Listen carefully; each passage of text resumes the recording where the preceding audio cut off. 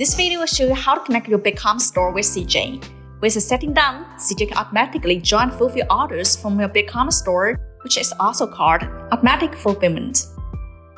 There are two ways you can connect your BigCommerce store with CJ together. One is to install CJ app from your BigCommerce store. The other is to authorize your BigCommerce store on CJ.